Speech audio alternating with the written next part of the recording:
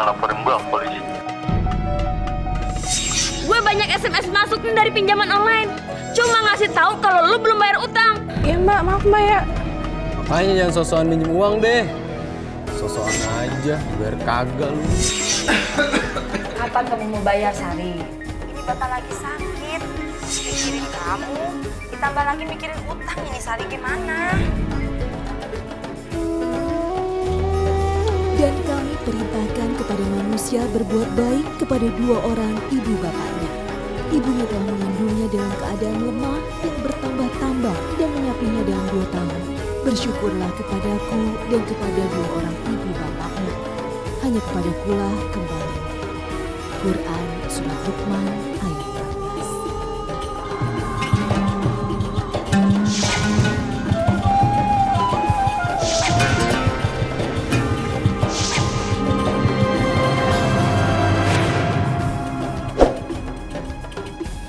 Assalamualaikum warahmatullahi wabarakatuh. Selamat pagi pemirsa Tawakal yang dirahmati Allah Subhanahu wa taala. Senang sekali rasanya pada pagi hari ini saya Mario Weris kembali menjumpai Anda, dan tentu saja saya tidak sendiri. Saya sudah ditemani oleh rekan saya yaitu Angel Elga. Assalamualaikum Angel. Waalaikumsalam. Bagaimana kabarnya? Alhamdulillah baik. Bismillahirrahmanirrahim. Assalamualaikum warahmatullahi wabarakatuh. Kita sapa dulu Ustadz kita. Assalamualaikum Pak Ustadz. Waalaikumsalam warahmatullahi wabarakatuh. Dan juga narasumber kita yang kita samarkan namanya menjadi Mbak Sari. Assalamualaikum Mbak Sari. Waalaikumsalam warahmatullahi wabarakatuh. Ya Mbak Sari, silakan diceritakan apa yang harus Mbak cerita. Jadi saya dan keluarga saya itu terlahir dari keluarga yang sederhana. Saat usia saya 17 tahun, saya merantau ke Bogor. Saya bekerja di Bogor untuk menghidupi diri saya dan keluarga saya. Selama 4 tahun, saya belum pernah pulang ke rumah. 4 tahun? Ya, 4 tahun saya belum pernah pulang ke rumah. Dan itu membuat orang tua saya jatuh sakit. Saya pengen pulang, tapi saya nggak bisa. Dan akibatnya saya juga jatuh sakit di sini. Karena mendengar itu. Ibu saya sakit. Iya. Karena biaya untuk pengobatan orang tua saya itu nggak ada. Terus saya mencari dan berusaha untuk meminjam kemana-mana, tapi nggak ada yang mau meminjamnya.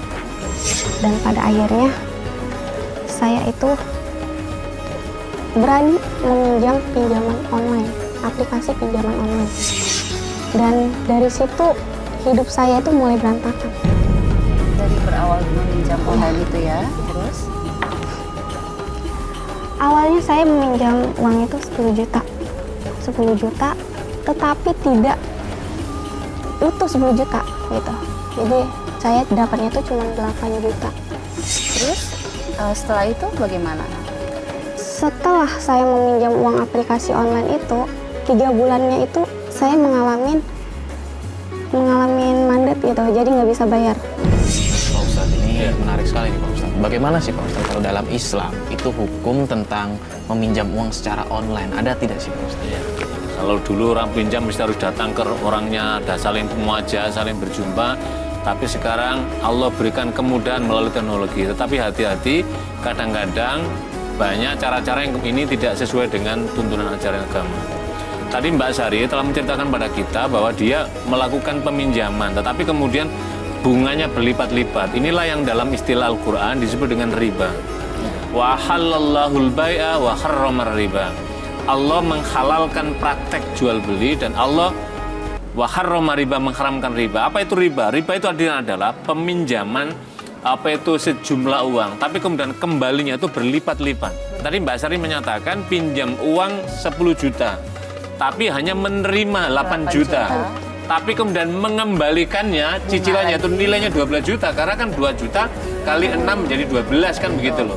Jadi kan ini kan berarti ada margin yang terlalu jauh. Yang pertama pengurangan 2 juta, penambahannya lagi berarti kan ini kan menerima 8 tapi kemudian kembali 12 kan begitu. Lah inilah yang sangat dicela dalam agama. Dan ketika orang terjebak dalam praktek riba ini, apa yang terjadi? Yang pertama adalah Allah akan berikan kesulitan dalam kehidupan orang tadi itu. Sulit karena apa? Karena orang dibelenggu, kemudian untuk mengembalikan tadi itu proses pengembalian yang berat. Yang kedua apa? Allah cabut keberkahannya. Karena itulah mesti kita harus berhati-hati dalam praktek kehidupan kita. Lah, bagaimana kalau misalkan dalam praktek-praktek yang lainnya? Praktek yang lainnya itu tidak dalam bentuk riba atau bunga, tetapi bagi hasil. Ini saya pinjam sekian, nanti saya gunakan usaha. Nanti kalau ada pada hasil, maka 40% untuk saya, 60% Anda sebagai pemodal. Ini clear namanya. Itu yang dimaksud kalau dalam istilah ekonomi ada asas murabahah. Jadi usaha, kemudian bagi hasil, kemudian bagi keuntungan. Jadi salah satu praktek riba itu kenapa Al-Quran mengharamkan, Allah begitu mencela keras dalam praktek ini, karena Pak ada pihak yang terdolim yang luar biasa. Jadi orang pemodal ini, pemberi ini, dia tidak mau tahu ini, pokoknya kelipatannya dia bertambah. Tetapi orang yang menerima kan mengalami kesulitan luar biasa, termasuk dalam kehidupan kita sehari-hari. Ini yang sering banyak terjadi adalah praktek rentenir. Jadi pinjam hari ini karena dia tahu kesulitan ini. Kalau perbankan kan ada prosedur. Dilihat dulu betapa kapital yang dia miliki, kemudian ini bisa nggak kemampuan mengasur, lama lah pendek kata lah.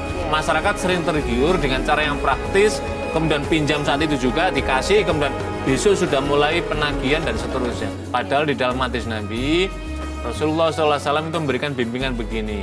Man yassara musliman, siapa yang mempermudah urusan orang Islam, maka Allah permudah dia. Siapa yang mempermudah kesulitan orang lain, maka Allah nanti akan mudahkan nanti pada yaumul akhir. Jadi sebaliknya orang yang mempersulit urusan, maka ingatlah tidak hanya di dunia dipersulit, tapi nanti juga di akhirat dipersulit. Maka permudahlah orang, maka insya Allah Allah pun akan memberikan kemudahan pada kita. Termasuk kasus Mbak Sari ini bukan menolong, tapi sesungguhnya menjerat Mbak Sari dalam kesulitan yang lebih berat lagi. Nah, Mbak Sari setelah meminjam uang dari aplikasi tersebut, apakah pernah terjadi masalah selain Mbak Sari kan tadi cerita kalau pernah menunggak? Apakah ada pernah masalah lain mungkin didatangi orang atau menagih secara langsung ke Mbak dengan cara-cara yang kurang tepat? Gitu? Iya, pernah. Jadi ketika saya menunggak itu mereka menelpon saya. Awalnya mereka menelpon dengan baik-baik, tetapi setelah itu semakin kasar gitu. Jadi mereka itu marah-marah sampai maki-maki saya dan mereka mengancam saya untuk melaporkan saya ke dalam. Ada ancaman polisi. juga di situ ya.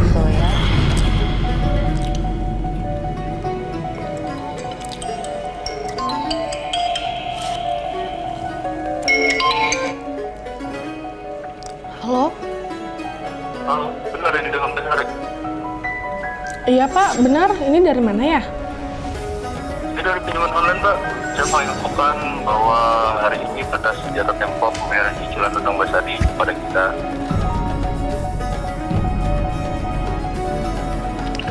Oh iya Mas, saya masih ingat. Terus kalau saya kenapa nggak dibayar, Mbak? Saya bukannya nggak mau bayar Mas, tapi saya lagi nggak ada uang buat bayar utangnya. Saya nggak mau tahu, Mbak. Pokoknya Mbak harus bayar hari ini juga. Karena kalau Mbak terlambat terus, bunganya akan nambah terus, Mbak, tiap harinya. Baik Mas, saya usahakan cari duit buat bayar utang ya Mas. Oke, Mbak. Jangan terlambat ya, Mbak. Kalau Mbak nggak diikat baik buat bayar, saya akan laporin Mbak ke polisi.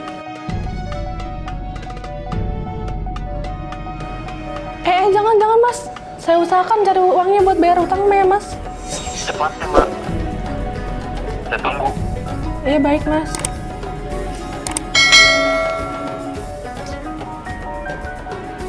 Dan setelah itu bukan hanya ditelepon saja gitu.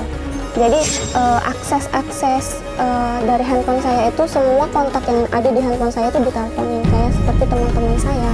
Di SMS dapat broadcast gitu dan memberitahukan bahwa saya harus memulangkan uang yang saya pinjam. Hitungan bunga itu hitungan per bulan atau per hari kalau di online ini? Kalau per hari dia malah makin nambah. Jadi saya nunggak di bulan ketiga. Pas cuma sehari doang tuh saya waktu saat itu baru sehari doang untuk menunggak gitu. Tapi bunganya itu udah kena bunga 30.000 per hari. Gitu. Nah, ini Pak Ustadz, ini saya penasaran nih Pak Ustadz ya, kalau kita bicara tentang hutang piutang gitu ya, kayak seperti di bank atau aplikasi, ada nggak di dalam Islam itu aturan Islam itu hanya cukup boleh dibungakan tapi hanya sekian persen?